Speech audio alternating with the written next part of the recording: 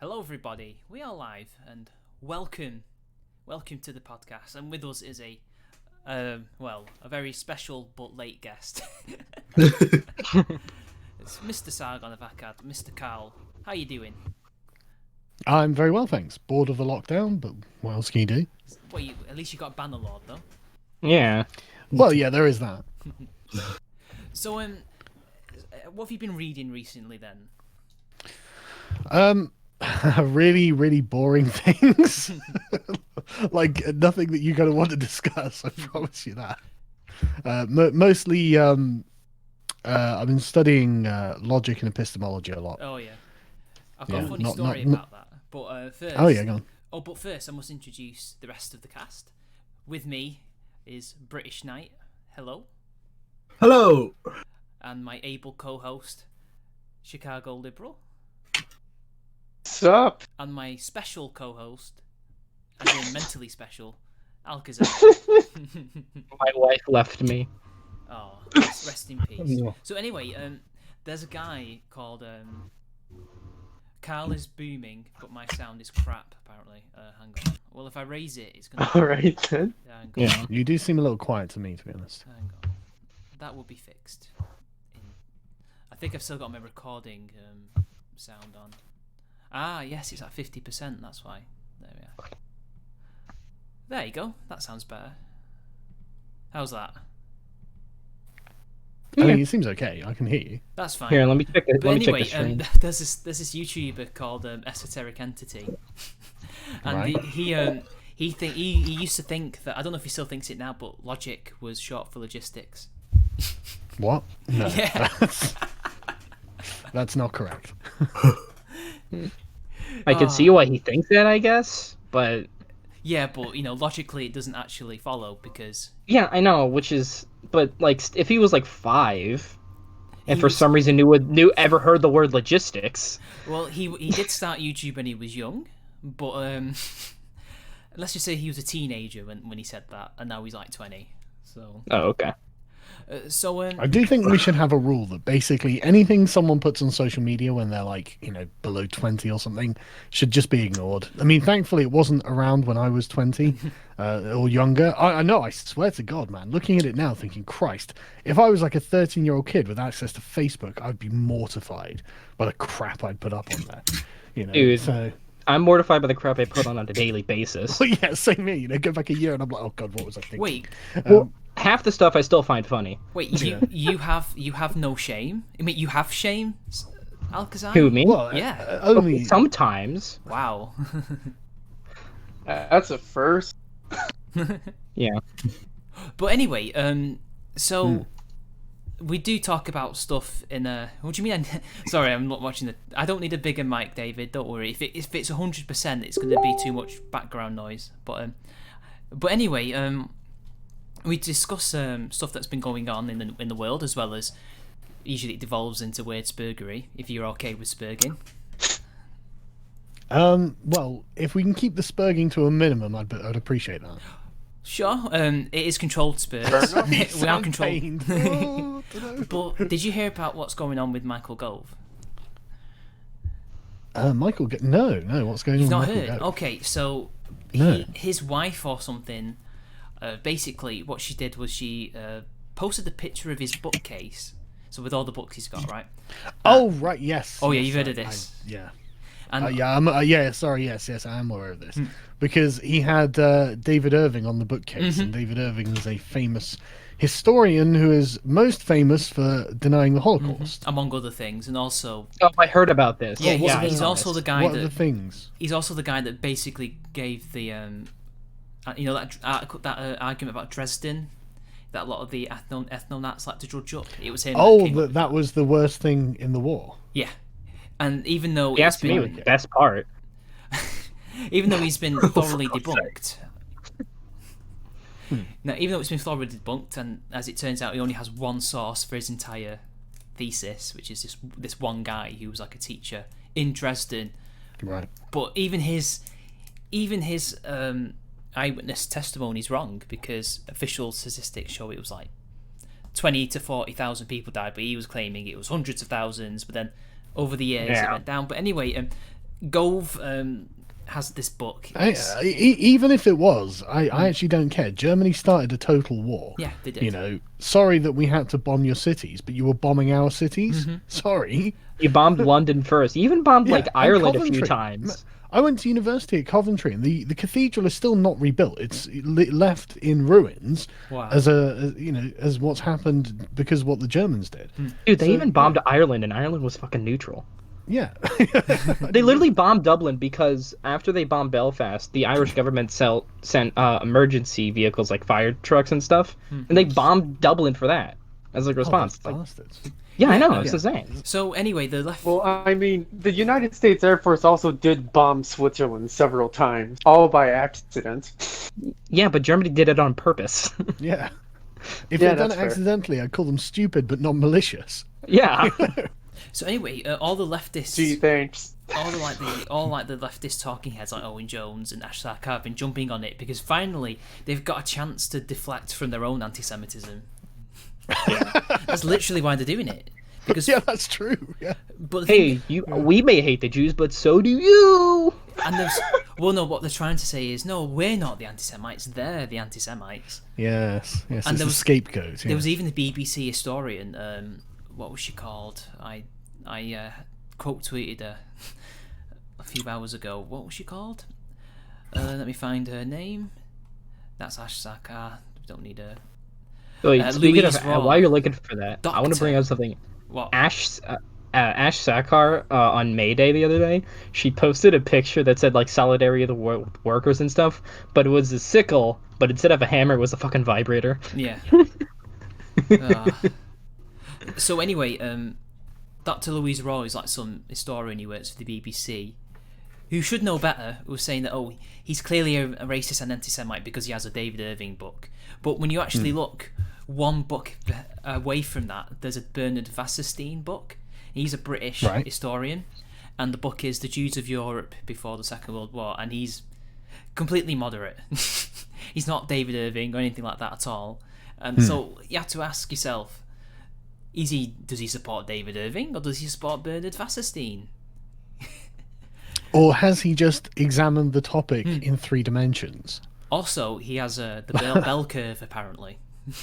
Right, okay. But that's How like, awful. But surely that's a book that's used in universities, right, for psychology and stuff like that. I mean, Yeah, Charles Murray's a professor. yeah.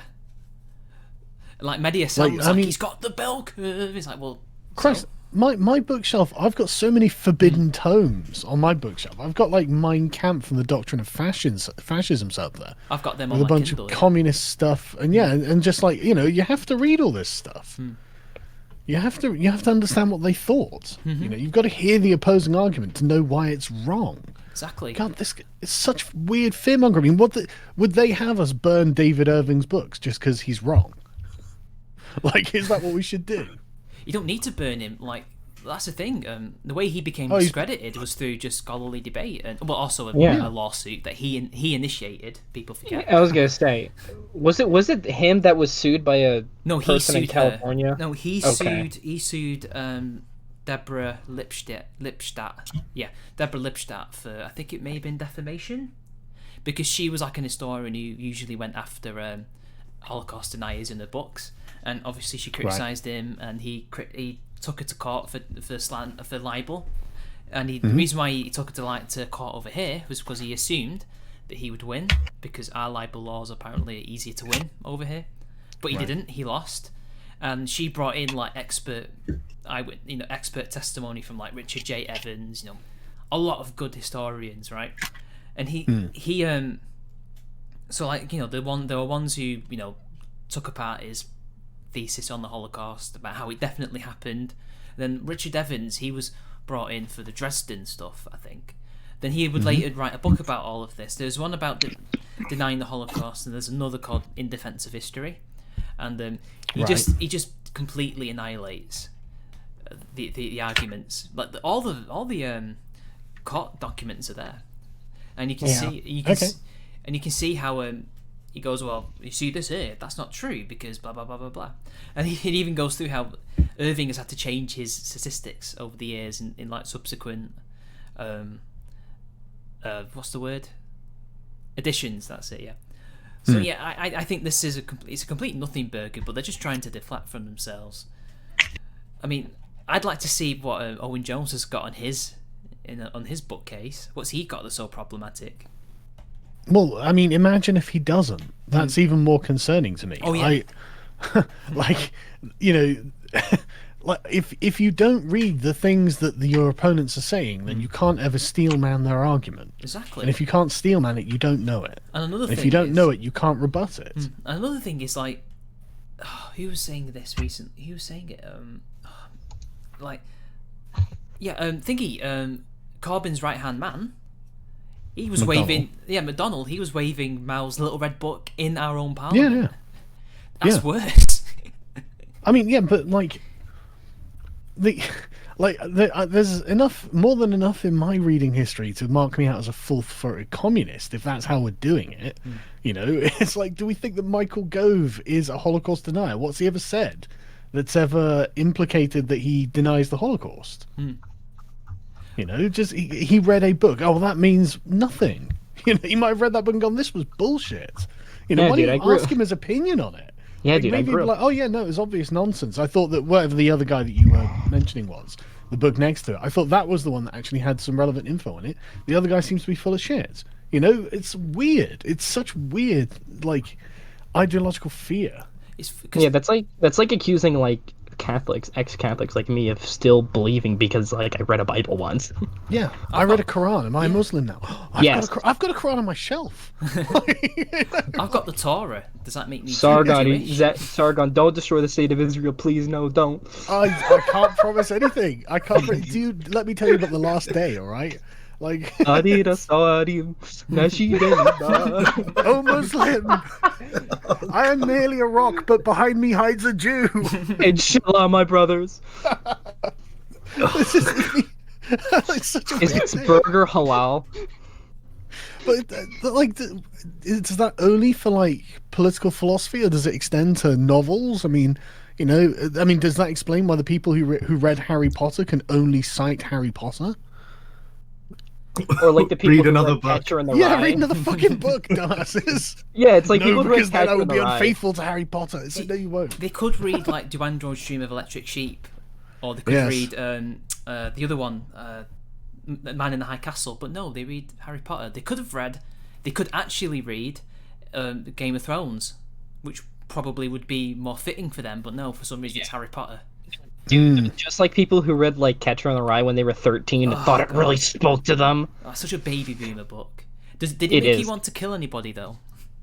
No, I thought it was a really stupid book because I thought the main character was so annoying. Yeah, he was annoying. Holden is such a prick. Whiny. Like, I get that's like that's part of the thing. Yeah, I still hated the book though. Yeah, he's not very good. But again, like if I read that book, does that make me a killer? Yes. Yes. You killed John Lennon. That's a fun fact. Mitch killed John Lennon. But here's the thing about all this. It's all projection, as we know. But here's the one thing that right, Labour has Naz Shah. Who did the Tories have that demands that the Jews should be deported to Israel? That's literally What? what she I said. don't Who would Labour says that? Naz Shah. That's what she Naz got. Shah, yeah. That's what she got initially suspended for. She was like, yeah, Yeah.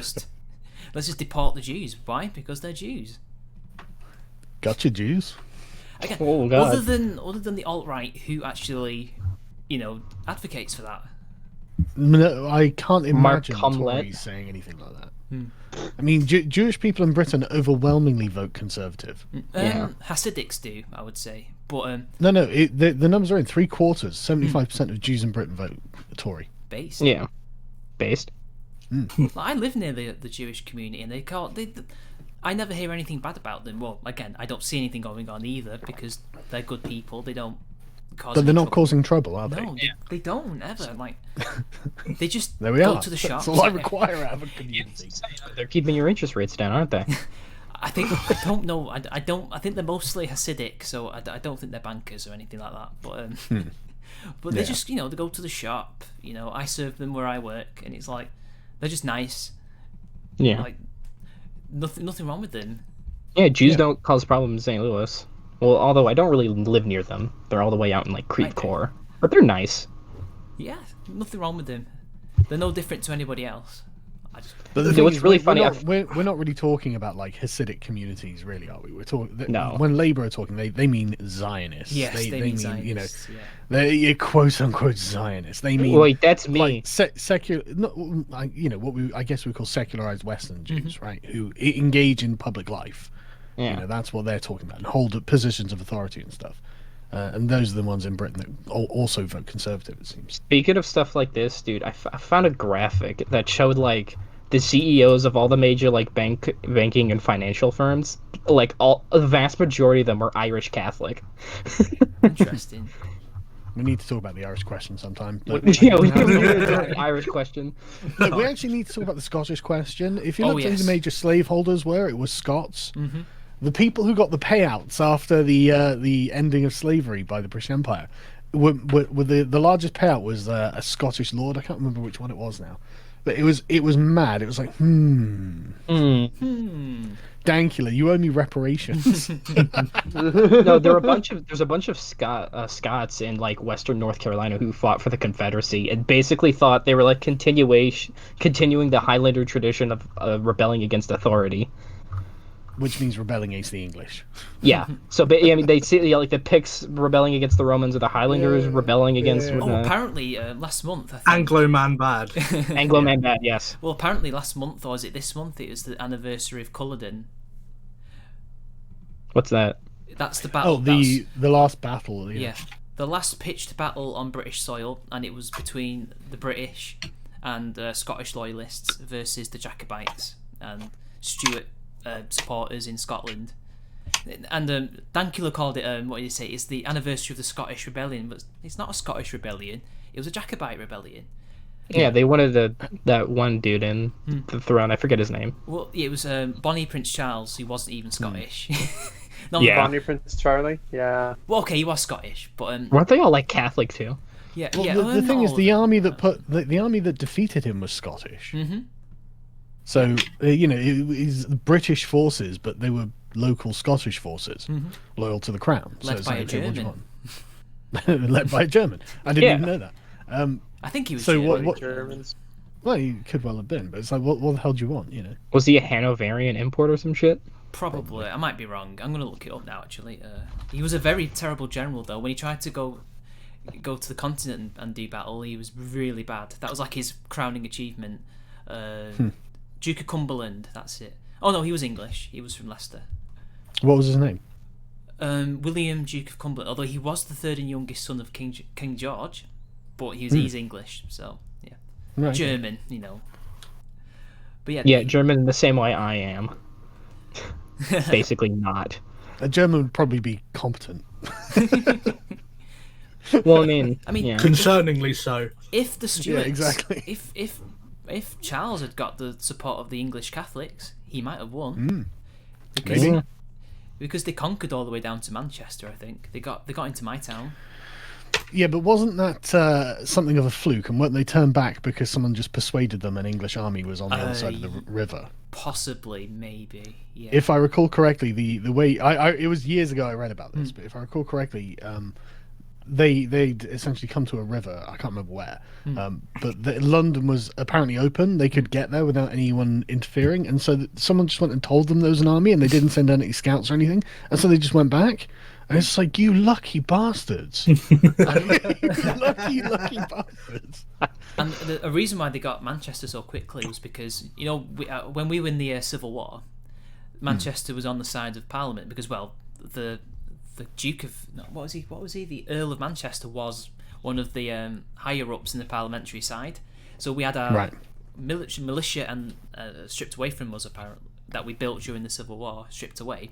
So we were just defenceless, and we had no walls anyway. No city walls anymore. So they just walked in, yeah. But they got as far as Derby, which is, not too far away from here. And then they got turned back, yeah.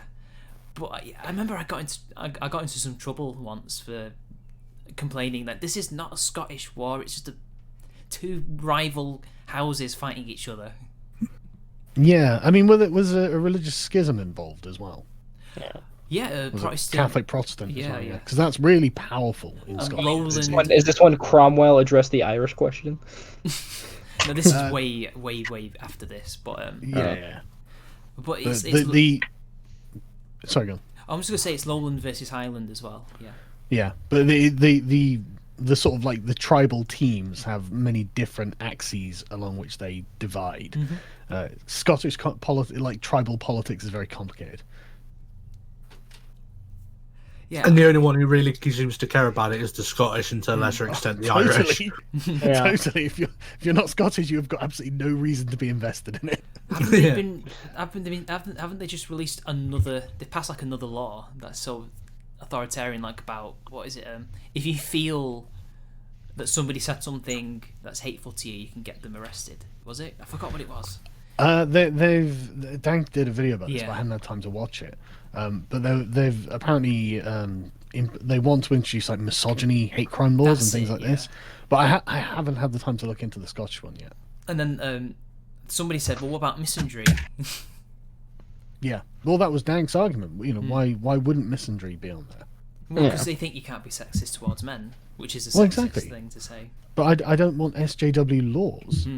Because that is actually an SJW law. This was I hate this kind of I'm tired of SJWs. It's like, dude, yeah, me too. But like, they're taking You've been tired of them for like Scotland 6 years. Fucking nation, and they're about to have their legal system changed to include social justice, like one-sided gender-based laws. Like, is that really the kind of future we're looking for? I think that's awful. Like, you know, if it was the reverse, it was like the alt-right who'd managed to get the alternative Scottish National Party in charge. And they were like, right, okay, so we're going to have laws that mean that women can't work more than X hours a week because they should be in the kitchen. I'd be like, no, you know, that's also wrong. Fucking hell. No, you forgot to put in provisions that allow us to beat them, retard. Good point.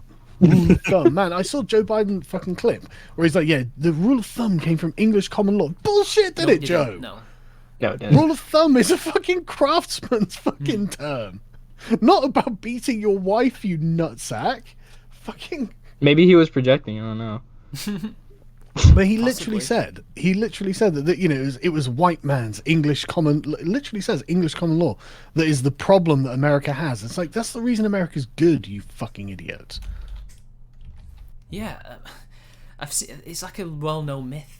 But for some reason, it's bizarre. I know. Again, the truth doesn't travel as fast as lies do. Yeah. And then the lies become myths. Is it like, were they confusing it for like Islamic law that said you could beat her with a stick no bigger than a thumb or whatever it was?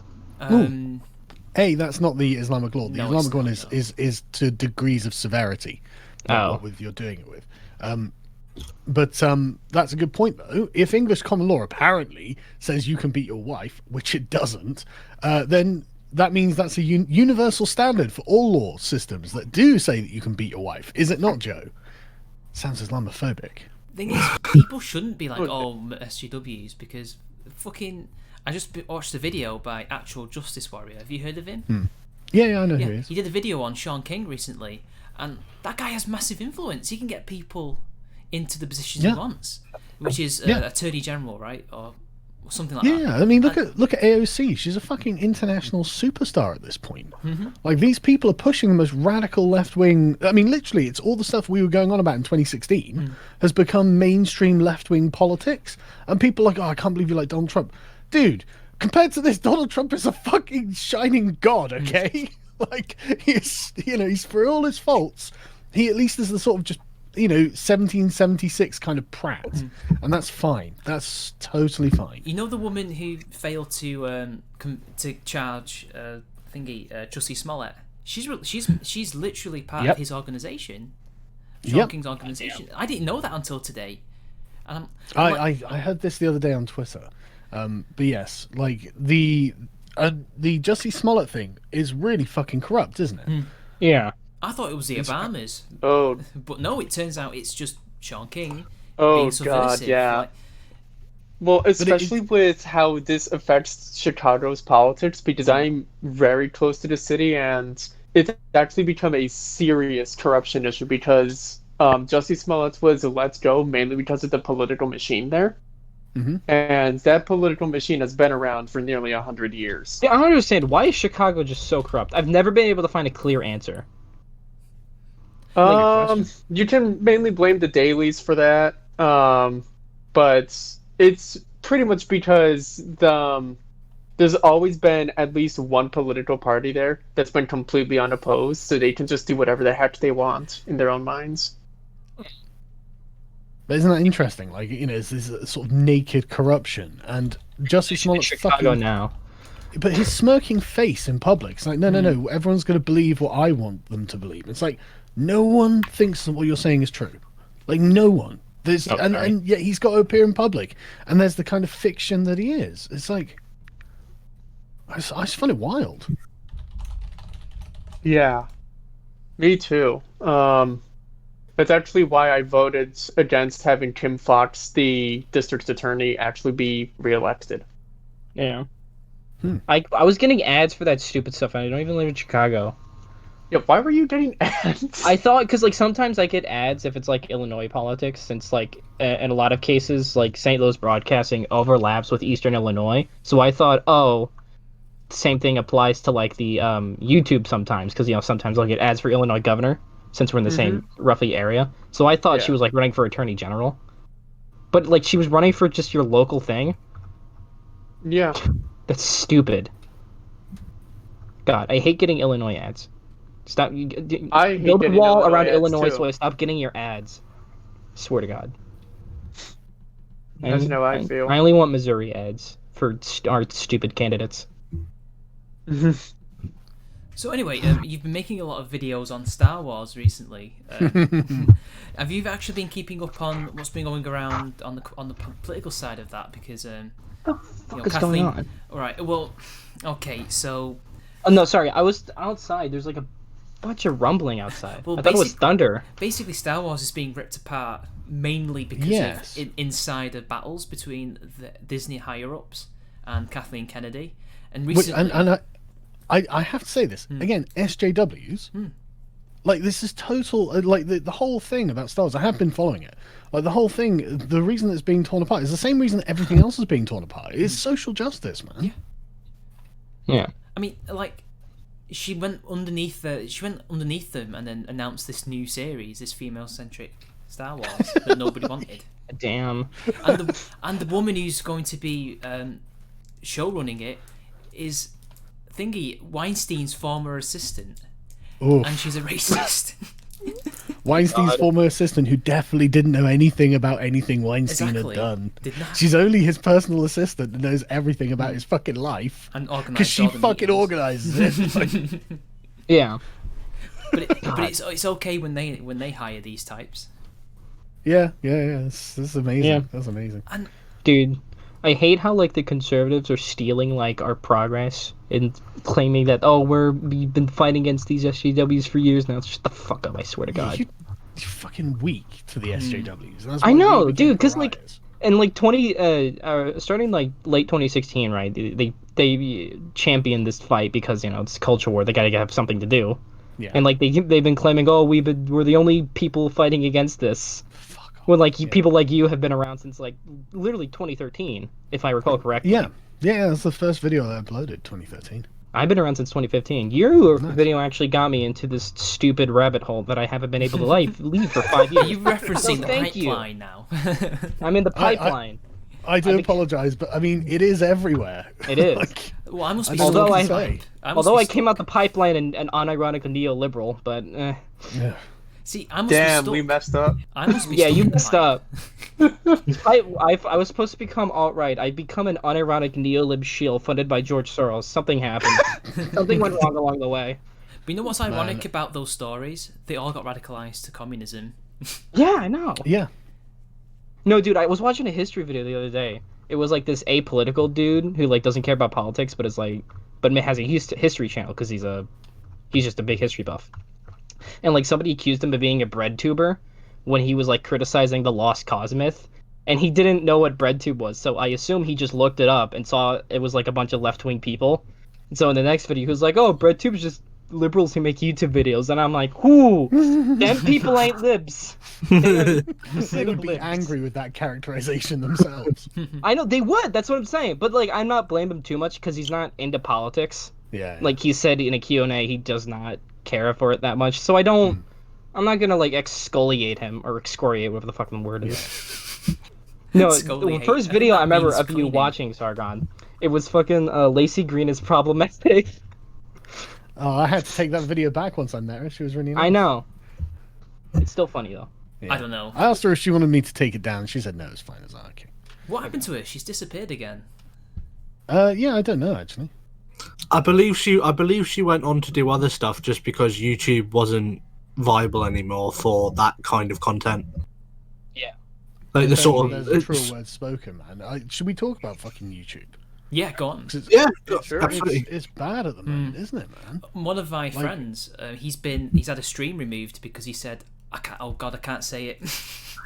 Well, I think He you said- can he said quote the what name- he said as long as you denounce it, surely. He said the name of a certain conspiracy theorist who's been on the BBC recently, Right, yeah.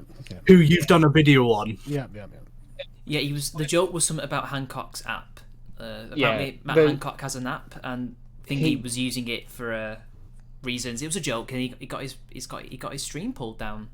His name rhymes with Clavid Pike. Clavid plan. Pike. Yeah, Clavid Pike. Yeah, it's Clavid Clavid Pike. Pikeman. Ivid Dyke. Oh god, I think that's going to get us monetized. Yeah, it rhymes with that. But it's mad, isn't it? I know. Yeah, he wasn't even like parroting his stuff. He just mentioned him offhand, and it was just taken off. But He like, got how yeeted. easy are you guys finding it to like discover new content creators and things like that? Surprisingly, I do get a lot of content creators. Not really. Like, if in the realms of politics, no. I mean, like, I met British Knight and Harry on Glaive through Mitch. So, But not I really. get loads of That's- people recommended to me. Some of them who I really don't want to watch, like Iconoclast videos, Really? and Ethnonat. Like, I did don't ask start for getting this one alt-right dude. I forget his name now, but he appears on my recommended feed because I watched his response to British Knight's video on the Ethnonat question. You know, I watched his one video and I can't stop getting recommended, and I hate the guy. I don't like him. He's gay and cringe. A response to my video. Oh, the Britisher. The British show. That's the one. That's your fault. I'm blaming it on you. So like, You have Sargon, two similar names. I'm would only you- a small little wee baby. Yeah, you are. You're 18. But like, hey, Sargon, what do you think about the recent spate of censorship? That they just completely nuked him off YouTube. Yeah, it's terrifying, frankly. I really am. I mean, I'm just at the point where it's like, look, YouTube, I think, has made it clear that they don't really want content creators anymore. So people, I mean, essentially, like, we're being deliberately hedged out by the platform that was built by content creators, and so something has to change, right? All of the new viral stuff is coming from TikTok. It's not coming from YouTube. YouTube has been too curated now to fit the mainstream. And I think that TikTok, so I don't want the Chinese government getting my data. Yeah. well, that's no, I'm why. not saying I've got TikTok. It's bullshit. But like the platform itself, though, something else is going to have to replace it. Just functionally, I mean, if people want to get like interesting alternative takes, they're probably going to have much more difficult time doing it on YouTube than somewhere else. Well, the thing is, my thing on YouTube is that, like, I don't mind it recommending me mainstream media sources. To me, that's not the problem I find. It's like actively suppressing like people who criticize the media or whatever. Yeah, I mean, like, it's just so weird, like, how on YouTube or Google as well, how you can search for Steven Crowder and not get Steven Crowder's YouTube channel. Like, that to me, it's obvious manipulation, but it's also meaning that the search engine isn't fit for purpose. It doesn't do the job you're trying to get it to fucking do. Let me look at Steven know? Crowder right now. I haven't looked at his channel. I in mean, years. Sargon, you yourself, you were one of the first big channels to get your channel like properly funneled. I mean, Sargon, am I safe in assuming that Sargon of Akkad has been fully abandoned now? Totally. Try it Google happened it, to see me if you too. can find it. Sargon of Akkad YouTube, see if it comes up. I got. It's funny like- as well, I'm not getting like, Steven Crowder's YouTube channel. I'm got, getting his website. I got hit by that subscriber bug, which I think is a legitimate. I don't think it's a bug. I think they've done that on purpose to bleed people's subscribers, because there's just no reason for you to lose so many. They do it so that you lose views, you lose subscribers, so you lose, I guess, presence in the algorithm. I guess. I think so. I think that is why it's been done. And I wasn't the first to be hit, but I was one of the first to be hit, and I thought, well, I can't continue with this. Views are going down. people are not leaving of their own free will. They're being unsubscribed, and you see it all the time. Like, oh, we can't see your channel, which is kind of my fault with this one anyway. It's a common name, but they can't. Sometimes they can't even see my videos on notifications. Like recently, there's been people who are streaming like EFAP. They've not been appearing in notifications. Although recently, though, a fellow YouTuber came up in the notifications sharing one of my own streams, which is weird, but maybe that is a technical error, but you can never tell because they don't tell you. No. But maybe some of it is accidental, but they hide the deliberate stuff behind that. Maybe, I don't know, but just this trend of acting as if YouTube is now something greater than its content creators, and it should be devoted to media, what MTV essentially did, and mainstream news, mainstream shows, is that's not what people were using YouTube for, and YouTube became huge because it didn't do that. And essentially we're eventually all going to get waxed off if they can continue manipulating the algorithm in the way they do to make sure that we get fewer and fewer views. We're already just half of the views on the platform. And it's like, what, really? The content creators, the thing that is YouTube is now only half of YouTube's viewership. That's weird, isn't it? That's strange. It used to be. We're being replaced in our own homelands. I know. Unironically. The great replacement. But what's funny is the great replacement on YouTube's Reels. Susan Wojcicki is behind it. They claim it's 50%, but a lot of the mainstream news channels on YouTube don't do as well as some of the bigger YouTubers. So, is that really the case? Probably in total. There are a lot of news outlets, and they do pump out unbelievable amounts of bullshit content. So, YouTubers will be a minority on YouTube by 2066. I tried 2022. It's already happening. Mark Perret. Oh, whatever shall we do? But it is. I think it is a valid concern. It's like the platform is obviously focusing and optimizing for other things. So I think that people will, they're getting waxed all the time. Like, where's David Icke gonna go? He's I think was it band.video, that Alex Jones's site. It's actually got all of those people who who they are, but you haven't seen anything from them in ages. Let me read out some of the names. But notice how some of the most extreme people are still on. Like all the FNONATs are still. So you broke up there for me. Sorry. Notice how all the most extreme people are still on. Oh, yeah, well, they're not afraid of them. Yeah, they're not. In fact, I think the reason why I get, and it's not just because I watch a lot of political content. I think genuinely, they are trying to. Who's in here? Who's just appeared? It's Sean. Oh, hey, Sean. Actual Justice Warrior. Sorry, you're gonna have to leave because we're live streaming. Sorry. But anyway, don't worry, one day. But anyway, I think the reason why they show me all this BreadTube and alt-right nonsense is to try to convince me that this is normal mainstream political thought. Like, here's the same people, BreadTube. This is why we're also trying to get you to watch this stuff. But here's the nasty stuff because this is the evil right wing, innit? I don't know. Well, isn't it just amazing that BreadTube generally find themselves in moral agreement with everything that Silicon Valley and other giant corporations do? It's the populist right who are against the corporations and the power structure. It's like, yeah, but isn't that where the left should be? We love what they're doing. So why? BreadTube isn't shy about wanting to overturn literally everything in terms of our economic system. So I don't know. It's literally against YouTube's self-interest to promote these types of people. Yes. I mean, Cenk Uygur's found that out, hasn't he? With the Young Turks Union. Chunky yogurt. Recently, Chunky yogurt. They've been Chunky yogurt. Did you see them try to cover that guy who was running for the governorship of Florida? And it turns out, and he got caught with hookers and rent boys floor meth. And meth. Floor meth. Yeah, at floor meth. Yeah, and they were trying to say, he was the meth was on the floor. There was 3 other people in the room, and it's like, come on, seriously.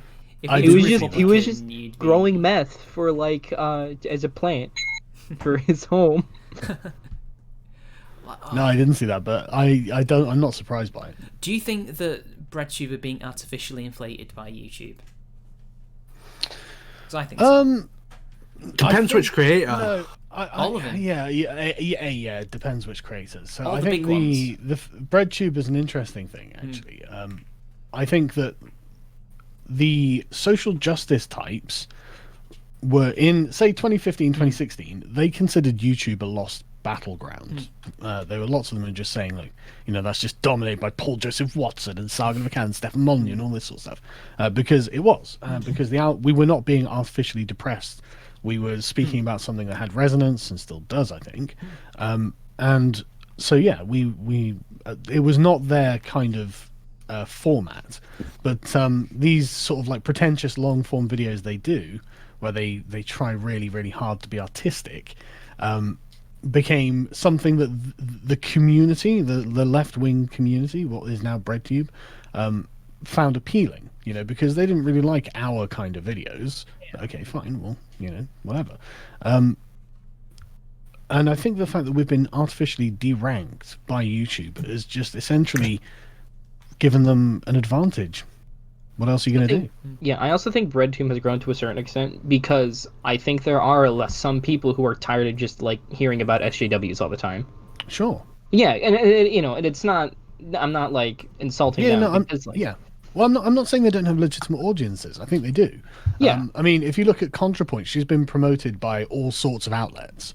Like, well, didn't the Wall Street Journal do something on her or something like that? Yeah, I think so. So this is pretty fucking high praise, So it's no wonder that they've amassed a lot of subscribers, and I think they are legitimate subscribers. I don't think they've botted or anything like that. But they are fighting an opponent that has one hand tied behind their back. But I think they don't quite have the reach that we had back in the day, because Pig Puncher, he's like, he used to be called Pig Puncher anyway. He did a video called he's like some BreadTuber, but he's like one of the worst ones. He's called Pig Puncher. I don't know who that is. Yeah, he's just one of them, one of the BreadTuber types. He did a video, do you remember the Wrecked Feminist videos? Yeah. He tried to do a video like that, but he only got a couple 100,000 views, whereas Wrecked Feminist got millions. Well, yeah. So even when they try to create their own content like that, they fail. Because there's no particular demand for it. People aren't like annoyed about misogynists in society. They're annoyed about feminist harpies who have got way more power than they deserve. Also, Fossington, he said in the chat that Academic Agent's stream with Zarathustra Serpent, who's an Israeli guy, that got took down. Yeah. Oh, but then again, it might not have been taken down. He might have put it through behind a paywall. Apparently, that's what he does now. No, I thought something had happened to it. Oh.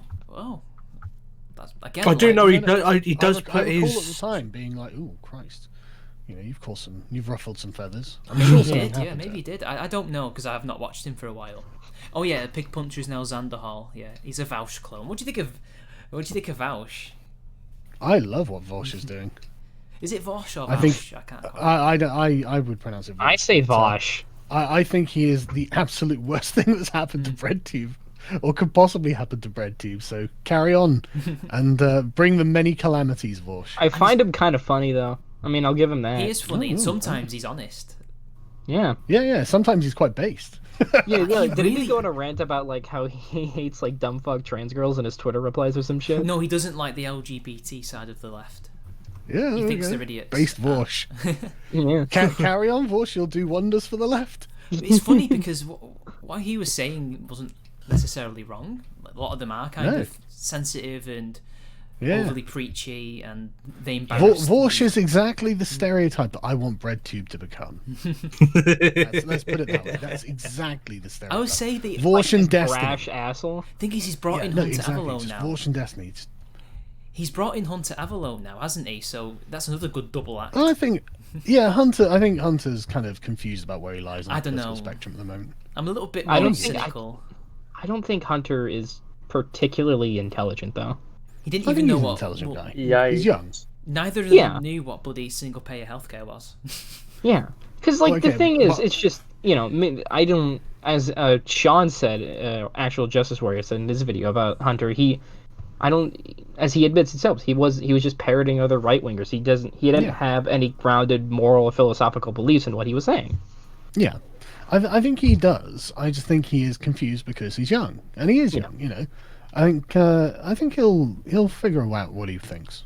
I mean, he's older than me, but yeah. I'm not saying that everyone comes to it at the same time. Oh yeah, I'm saying, you know? Dude, it's a difficult thing, and if you figure it out, you know, to a position where you're comfortable within yourself quite soon, then that's great. But a lot of people don't, man. Yeah, I know. No, dude, you should have seen the chronicle I did on British Night Stream about my political development since like 2015. Oh, really? Yeah, watch it. It's a grand epic tale. I honestly don't think you changed that much, but you know, that's just me. Yeah, I know. But I'm inflating it a bit, but there was a Medium article though about Shoe on Head and Vouch and how they're the worst things for BreadTube. Yeah. But it got took down. I think that's great. The guy removed it, or girl, I don't know. Ew, don't misgender. One head. I'm Rip not Shoe sure. on No, I totally support what she's saying in the article though, because she is right. Like they are a bad thing for left wingers, but they're not a bad thing for normal people. And as I consider myself in the camp of normal people and not like, you know, radical leftists, I'm fine with them being a bad thing for the radical leftists. Yeah, I mean, she can continue and try and endear herself to them. They're never going to accept her because she said too many problematic things in the past. No, of course. She'll always be open to it. Well, I mean, this is just a criticism I have of like progressives in general, but they really overestimate how like radical Americans are, because the vast majority of Americans are very moderate in their politics. Yeah, same as the Labour Party in Britain. I mean, literally, they were running around parroting, "We have the most radical manifesto in history," and all this sort of stuff. And I'm like, people don't want revolution, dude. Like, yeah, that's not what people are aiming for. They want like incremental little bits of change. Yeah, improvements. Just improvements. Like, this is fairly good. I'd like it to be better. I don't want to run the risk of losing everything that I have for your, you know, raving revolution. It's crazy. The only thing I really agreed with the Labour Party right now is like getting rid of like the Queen in terms of her title, not her life. Her title, not her life. She could live, but yeah. Oh, do you mean become a gardener like the Chinese emperor became after the revolution? He became a gardener, you know. It's true. She can maintain the gardens of Buckingham Palace, sure, if she wants. No, it is true. There's a film about it. How after the commies won, they didn't kill the former emperor. They just made him a gardener. Even though he wasn't in power, but he was part of like a clique. You know, like they had all these cliques and Well, yeah, because wasn't he the puppet of Manchukuo? Yeah, but they didn't kill him. I don't know why Mao didn't kill him, but maybe it's because the history. I don't know. Being the last monarch. Well, I'm sure there were a bunch of people in China who still had some reverence for him, and he didn't want to piss those people off. Maybe Mao had something. I don't know, but yeah, he just became a gardener. Maybe Mao found him cute. Who knows? Speaking of Labour, though, what do you think of Keir Starmer? I think that when he says the Labour Party needs to be more patriotic, like Lisa Nandy was saying, he's in for a hell of a fucking rough ride. But the thing is, I don't trust anything he says anyway, because he can say all these things, but Naz Shah is still in his shadow cabinet. And if he's I like the magazine he founded, the Daily Starmer. I think it's and if he wants to be serious about investigating anti-Semitism in Labour, which has been done how many times now? Several times. Get rid of her. That you can't be. That would be what, one just heck of a she wants statement. to deport the Jews? That makes her anti-Semitic, does it? Well, she's not the only one in there that probably has links to Hamas. I think that Keir Starmer is on top of a very unstable ship. He's in charge of a very unstable ship. And he has a lot of different factions to appease, and he's in a particularly strange time in the Labour Party's history. I don't think he really disagrees with the Corbynistas, but I think that he accepts reality enough to understand that most people in the country are not Corbynistas and never will be. And so you can't just abandon the sort of traditional British aspect of the British Labour Party and turn it into like the International Workers' Party, which is what the Corbynistas want to do. And so he's got a rough ride ahead of him, I think, because I think the Corbynistas are going to understand that they're going to come to the conclusion that he's actually not their guy, because I don't think really he's probably not in any real capacity, even if he can't debate them on any of the issues, to be honest, and just has to appeal to pragmatism. he's not going to achieve what they're trying to achieve, and so they're going to have to kick off about it. I think they're hoping that he doesn't have the skeletons in his closet that Corbyn had, but he does have skeletons. All you have to do is look at his record as what was he? Head of the Crown Prosecutor. Chief Prosecutor. Oh, there's some terrible things there. So do you remember the Brazilian man who got shot by the police during 7/7? Yeah. He didn't prosecute the police who shot him. Really? Yeah, there was also a guy who got pushed by the police. Tomlinson, was it? Yeah, they pushed him. He hit his head and he died of brain damage. He didn't prosecute the police who obviously attacked him in an unprovoked fashion. Right. Then there was Jimmy Savile. He was the guy who refused to charge him. Really? Are we sure about that? Oh yeah, that's him. Yeah, it's true. Yeah, it was him. Yeah, he was the judge. And then before, just as he left the position, he enacted these new rules. And although some of these rules got legit pedos, like Rolf Harris, there was also a lot of people who weren't pedos who got caught in the crossfire. Like Cliff Richard was. He was falsely accused. Then there was the broadcaster. Didn't Cliff Richard get a huge payout at the end of it? Yeah, he did. Yeah, and there was another one who was linked with Queen. He had an Italian name. He's American. I forgot his name, but he was falsely accused, and they're still. I think he's still suing them. But really? What were they called? I had the law up on my because I was finding all this stuff about it. Mitch, you got a super chat. I'll read it out in a bit. Giving victims a voice. That's what it was. And he'd done it just after he left. And it's gotten worse since then, I think, the Crown Prosecution Service. So anyway, let's have a look at this super chat. Where is it? I don't see it. Here it is. I got it. Makuta Pterodax, hello, how you do? Starmer is just pulling a tired Gramscian tactic. He's hiding his power levels like Blair did in 1997. I wouldn't say he is. Just look at what he's saying about I've seen Blair. I've seen a few speeches from Blair recently, and I think that there is an argument to say that Blair was hiding his power. Yeah, he was. Yeah, I agree. I think you think Blair was more radical or something? Oh yeah, he was. Yeah. But he moderated himself to win elections. He was a very charismatic guy, and he could hide what he was saying. Mm-hmm. He said the right things. Yeah, I can see that. We also have a question from Actual Justice Warrior, and he asks, I demand you to know your position, Sargon, on white watermelons. What? Are you a white watermelon nationalist? Okay, right. So when we were God. Okay, so our last podcast had Actual Justice Warrior, and we got talking about watermelons. This is the Spergy aspect of the podcast, and we found out there's white watermelons. And then the most cursed thing ever. I didn't know that. Yeah, there's also orange, yellow, pink. I think that's it. Yeah, that's it. It's the inside of the watermelon, not the outside. Right. Okay. I had no idea. I don't know. What's your position? Are you a white watermelon nationalist? I like a plurality of watermelons. Okay. Melanism. Should we secure the existence of melansegination is fine for me. Melanated people. I'm more than happy to eat more than one kind of watermelon. Are you saying you're pro-melanated people? Meliversity is our strength.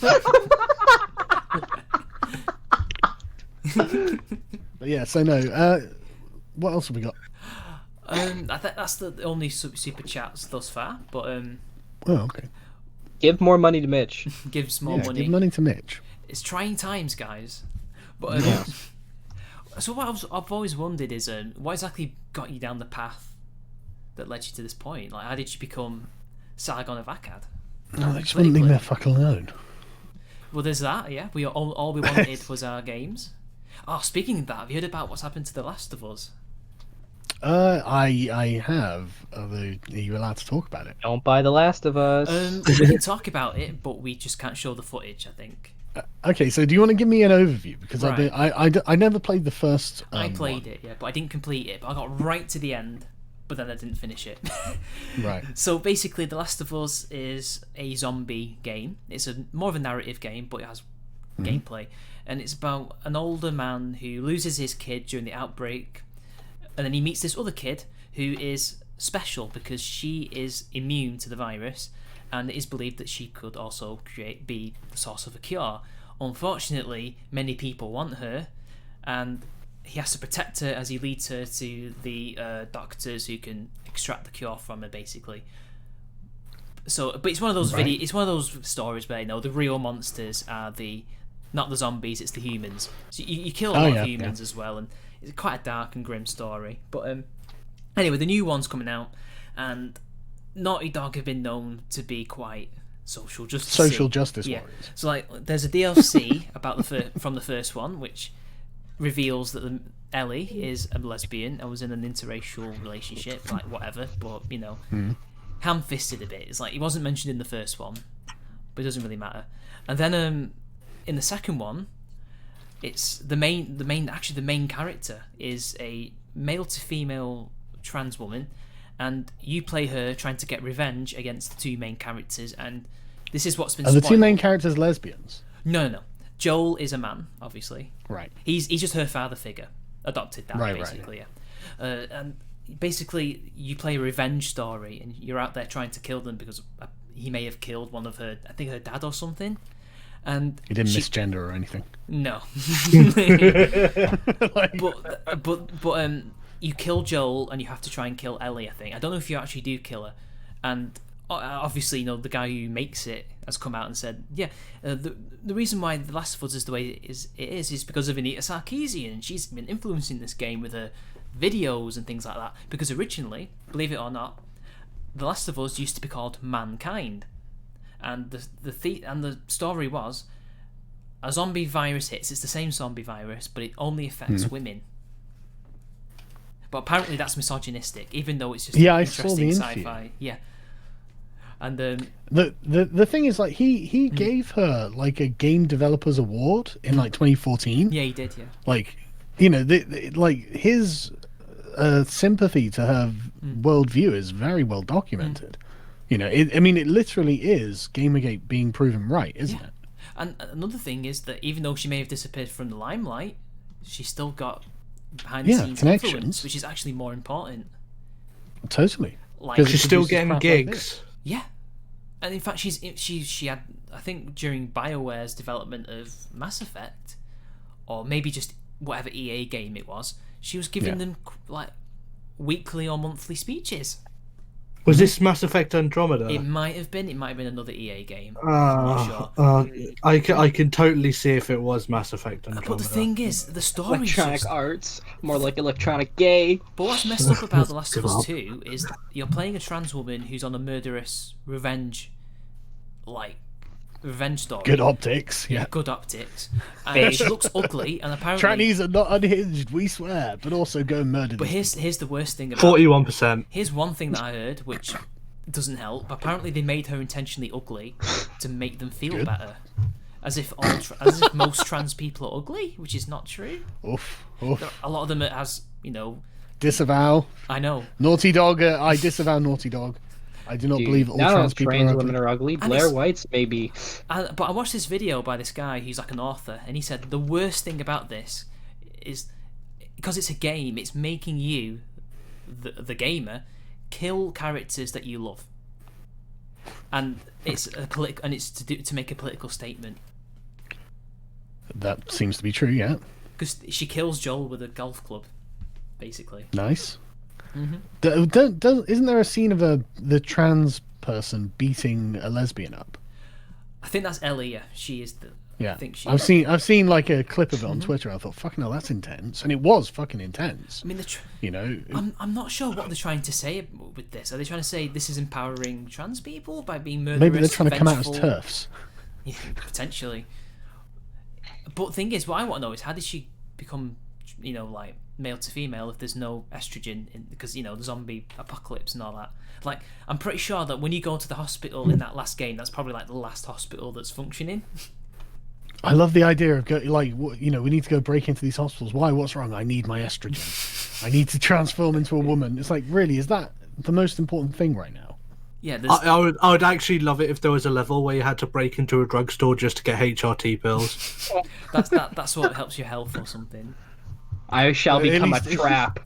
It could be like I am become trapped in an old Fable game where it morphs your character depending on how much estrogen you get. And he's been on a massive fuck the fans moment as well. He's been saying, well, if you don't like it, don't buy it. And he's saying we don't want particular people to buy our games. And we all know that's good because they're not gonna. No, they're not. Like, you can ruin a big company if you want. It's not. I think a lot of fans who didn't see the leaks are going to play the game, assume they're going to play Ellie and Joel, and then when they find out they have to kill him, they'll just drop it and ask for a refund. I think they'll be angry. Yeah. Yeah. But then they're abusing the DMCA system as well. So a lot of these people who are, talking about the leaks, they've had videos taken down. So like Quartering, Jeremy, he had it taken down. Yep. But you know how they're doing it? They're using a shell company which is based in India to go around doing all the DMCAs. Really? So that you can't sue them easily enough. But it's directly linked to Naughty Dog and EA. Sony. Sorry, they own it.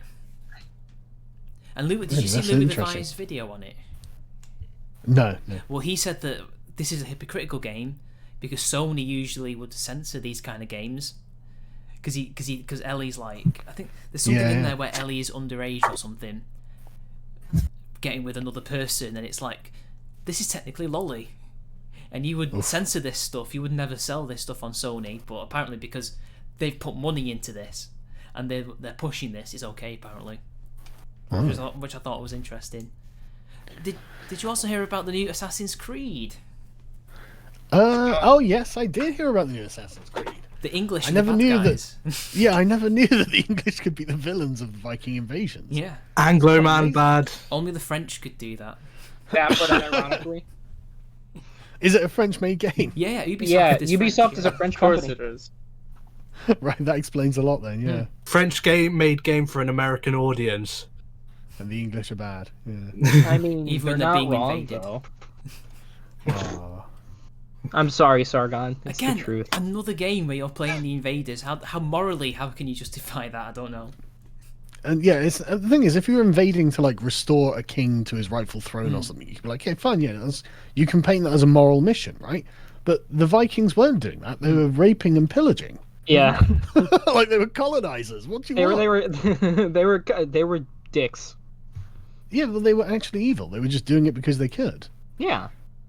Well, there were multiple theories about why they did it, but leading theory is that they were running out of farming land and on their lands, I think. So they had to go pillage for food and money. They didn't have to go pillage for anything. No, they were massive traders. Yeah. Oh, I thought that was the reason. No. The reason was because they could. Oh, they were the pagan savages, and the people they found weren't prepared for a seaboard attack, and so look at this. These people are soft. We can just do what we like.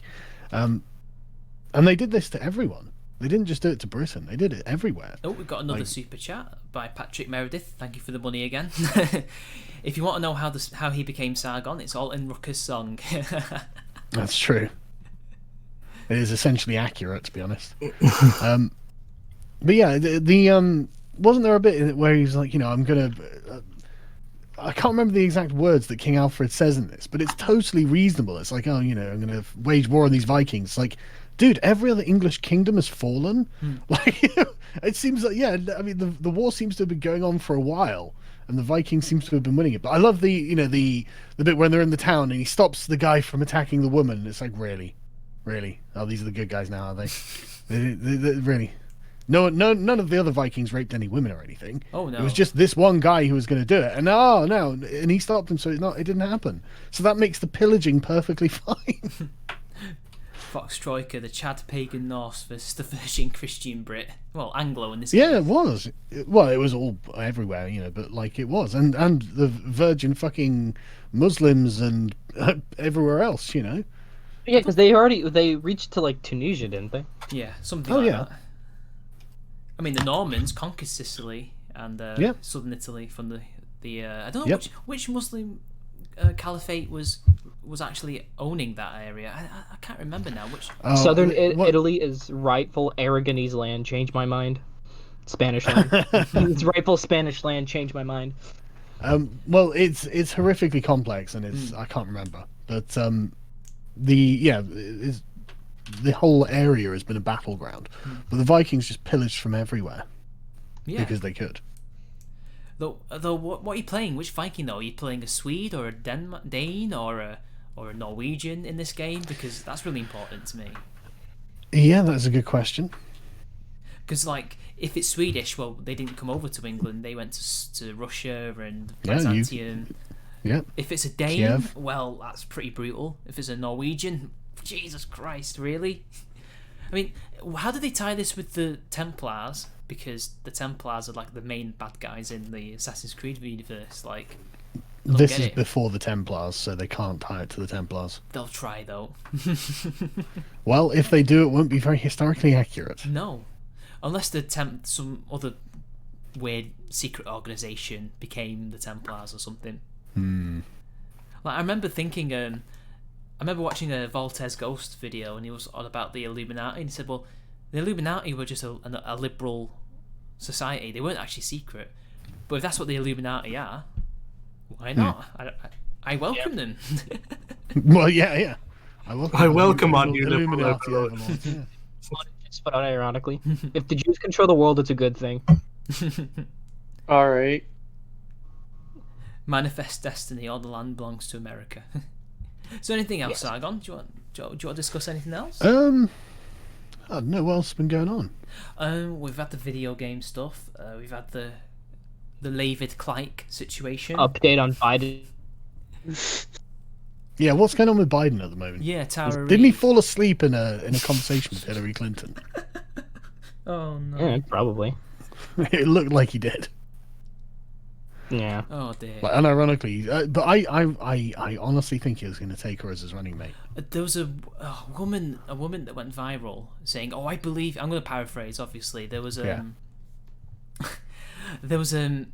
Oh, Briarwood. I'm not into Assassin's Creed. I'm not very good with the law, but there was a woman who went viral saying, "I believe you, Tara Reid, but I've got to vote for Biden because Orange Man bad." Orange Man bad. Yeah. Well, I don't believe Tara Reid. I think she's full of shit. I mean, I think there's red flags with the story and all that, but the thing is, it's the hypocrisy that I like pointing out, because it's really shown their true colours. It's with the whole Me Too thing and the whole Time's Out movement. It was really never about helping people. It was only about politics. I think just today, look, MSNBC put out that said Biden's accuser not sure what complaint she claimed she was filed with Senate. They say or something. It's fucking like, dude, it just keeps getting worse. The one thing I'm interested in is making sure that we who so adamantly defended Kavanaugh way back when stay consistent in giving Biden his his fair trial, his due course. So many hypocrites. Yeah, I agree. I haven't made a video about this in particular because I just don't care. But it's an allegation from like 30 years ago. You can't do anything with it. Oh, don't! You're reminding me that I'm going to be 30 in like 3 years. Sorry. Because he's 1994. How do you see, think and I was Sargon born 93. Yeah, exactly. How do you think I fucking feel? Well, I mean, you're not that. You're only like 13 years older than me. Yeah. But the thing is, it's like, it doesn't matter, It's like, oh, someone said 30 years ago that this happened. I don't give a fuck, You've got no proof of anything. No, I can't it's just do an anything with accusation. this. Oh, yeah. Also, the other allegation he had, where that a 14-year-old claims that. Sorry, you've cut out. Yeah, from you me, cut mate. out. I there, just mate. at the event that. Oh. All right. I didn't catch any of that. Sorry. Okay, so Biden was accused of, like, in 2008 at a political event, that he complimented a 14-year-old girl's tits, and All right. turns out Biden wasn't even at that event. He was recovering from sinus cavity surgery. Right. Okay. It's like, dude, come on, at least you gotta try. There's more than enough video of him being fucking inappropriate for us to say, look, Biden's probably a bit dodgy with women, Sneef. and we don't. That's good enough for me. Like, Sneef. Anyway, we've got a super chat from Makuta Pterodax again, and he says, "I'm not even an Anglo, I'm a Norse Gael," and he says something in Gaelic. I don't know what that says. Oh, Albergu Brath. We don't speak Moonspeak. We're not Tailed Feature or Dracula. We don't speak a dead language. Sorry. We don't speak savage. Old Scots is better than Gaelic. Changed my mind. Well, do you watch? Who's that guy who does all the stuff on like old English and things like? He's linguist. I forgot his name. I know who you're talking about. Yeah. What, a YouTube channel? What? Yeah, he's a YouTube channel. I forgot his name. I always forget his name. History with Herbert or Hilbert? No, it's. History. He does some really great stuff. Let me just hang on. Interview old. You watch Casual Historian, Sargon? No. He's another good YouTuber, history YouTuber. Check him out. You'll like him. Okay. Well. Speaking of the Templars and all that, how's your Crusades video going along? Oh, I'm not going to be able to do it for a while. No. I've got too much other stuff. But I will do it. It's just not yet. What did you find out? About what? About the Crusades. In what way do you mean? Like going into depth, the little you managed to research. Oh no, I did all the research. It's just that the time to produce like a big thing is too much. But yeah, the Albigensian Crusade is a fascinating thing. It really is about just suppressing a heresy as well. Oh, that one, Yeah, the Cathars did nothing wrong in any particular regard, other than being essentially communist subversives. I'd say that's pretty damn wrong in my opinion. Well, they basically were. They were very gender egalitarian, very anti-money, anti-wealth, anti-property. They actually lived like Jesus. They lived in rags, and not rags, but very very plain clothes and robes compared to the church, which obviously lived it up. And so Innocent III was essentially controlling Europe with an empire of letters. He would send letters to heads of state, and they would do things. And he was a very legalistic man. He was a lawyer by training before he became the Pope, and he controlled all of this. And it came down to the fact that there was a long period of time where they tried to persuade them away from the heresy. For probably like 2 decades, in fact, where the Catholic Church was trying to persuade them away from the heresy. And they did do quite a lot. But the thing is, nothing they did was persuasive. Like, one of the things I think it was Arnold Maury and another one, two of the legates who were sent, were to walk barefoot into a village. It's like, oh yeah, that's very impressive. But these Cathars do that every single day. You're doing it for a show thing now here, and that's not. It doesn't convince anyone.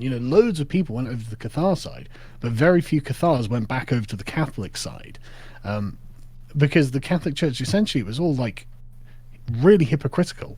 These unbelievably wealthy and powerful people, like, yeah, we walk barefoot just like you peasants. It's like, fuck off. No one's that stupid, you idiots. But that ended up biting them in the ass when the Reformation happened as well. They should have heeded those warnings. Well, yeah, the problems were coming specifically from the lack of virtue shown by the Catholic Church, the corruption of the institution.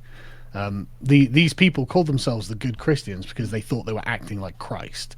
Obviously, the Catholic Church is not something. The medieval Catholic Church is not something that Jesus would have looked at and given a thumbs up to. Like, it's really the opposite of what Jesus was going. The Pope that had like gay orgies and shit. Well, it doesn't even matter. Just the fact that it's a giant, powerful, worldly institution concerned with money and influence, rather than like the direct spiritual experience of being a child of God, is what I think Jesus would object to there. It was far too political. But you can't have big institutions like that and not have them political. But yeah. I mean, it's good stuff, but it's like the sack of Béziers is amazing as well, because that's the first. When the Crusade finally, because there's a lot of build-up to the Crusade at this point. Like, you've got all of these friars, like Benedictine friars and various other orders, debating with Cathars in Languedoc, and in various, they'll organize a public debate. And man, these debates it sounds like medieval blood sports, right? The Catholics would go in, and we've got everything from the Catholic position, but I genuinely believe the Cathars did this because I think it's essentially a debate tactic. The Catholics would lay out their arguments, and the Cathars would call them names. They would say they were evil, faithless, liars, manipulators, deceivers, and it's like, right, okay, so you're not actually addressing. You are actually, but we get that with social justice warriors. It's the same kind of behavior, But the Catholic missionaries were really taken aback by the fervor that the Cathars would hit them with, and they would turn into massive screeching matches, and so eventually it didn't go anywhere, and then they ended up calling down the Crusade, and the Crusade, everyone knew it was coming, and they knew it was going to be bad, and it was bad, and on the first fucking day that it arrives at like the first city called Bazir, it's a huge city in the time period, 20,000 people, and they managed to get in on the first day because of some dickheads who left the gates open to go and tease the crusading army, and they get in and just burn it all, kill everyone. And Arnold Amaury, the bishop who's in charge, they're like, oh god, how are we going to know who's a Cathar and who's not? He's just like, kill them all, God will know his own. It's like, it's savage. It's like, and that, in one day, because this is an ancient city, and it's like a part of an economic lifeline that goes across Languedoc from like one side to the other, going like winding past the coast and to Toulouse, which is the great city on the other side. And so to lose that in one day was shocking. That was like fuck. And then you have Simon de Montfort, who's the military leader of the Crusade, who's a fucking fascinating guy. He's like some kind of medieval Superman. But he stomps all across Languedoc, and he doesn't always have a particularly good army either, but he like particularly large army. But he's always got this hard core of like loyal crusading knights, and these guys BTFO fucking everyone. It's amazing. Like at one point, the King of Aragon, who's like the most orthodox Catholic in the world, Peter II, he's also a crusading prince against the Muslims in Spain, and he wins a great battle against the Muslims. He gets involved in the politics of the area because it's under his suzerainty. He's the lord of Languedoc, or parts of Languedoc, and so the Pope's crusade going in there, this is impinging on his authority. He should have some say, and so he ends up going to war with the Crusade, and Simon de Montfort smashes him and the Royal Aragonese army on the field, and that it kills Peter, and that's it. That's the end of Peter's involvement in the war, because he's murdered. It's like he's killed in battle, and then Simon de Montfort basically just stomps around for the rest of the crusade until he dies. But I know the story. It's all fucking brilliant as well. It's really exciting. I want to do justice to it, and I've just got too many other projects that I have to nail down first. See, I thought of a theory recently about the Roman Empire and Christianity, because, as we know, part of the reasons why at least the Western side of it collapsed was, well, the Emperor lost his legitimacy because he's no longer divine. And I thought, this is what I do when I'm bored in isolation. I come up with historical theories, and I thought, well, imagine if, instead of the Pope, what if the Emperor, like Constantine, decided, well, in order to keep my legitimacy, but also, change the state of religion, why don't I become the Pope? So I keep some kind of semi-divinity, but I'm anointed by God. But it's not quite the divine right of kings. Yeah. Imagine if they'd done that instead of, just be a normal man. Maybe you seem to be wanting to turn him into the Caliph. Well, I don't, obviously. I was just thinking, that theory, that essentially gives Constantine the same position as a Caliph. Yeah, like imagine if he'd done that instead, because... Sorry, if you guys hear thunder in the background, I apologize. God is angry at my helmet. We didn't hear it. Don't worry. But, okay. Well, I think I'm gonna nip off, guys. So I've chosen maybe 9:30. I've still got a video to edit. We usually end it at this point anyway. Yeah. Yeah. All right. So cool. Well, thanks for inviting me on. This was really good fun. Any last words before you go? Sorry. Any last words before you go? Sorry, what? I'm not being put to death, am I? No. Christ. Just a tradition. Well, no, but thanks for having me on. This has been fun. No, anytime, man, anytime. Cool. All right, well, I'll speak to you in the future. All right. See you guys later. See you later. Yeah, thanks. All right, okay, so with that out of the way, I have one screenshot. I have one... Sorry, Actual Justice Warrior, I know, I saw it, don't worry. Cubed melon, I demand answers on Japan melon. I can hear an echo, but we're going soon anyway, so... Chicago, yeah, what is the market of cubed melon? So anyway, British Knight, last words. Devil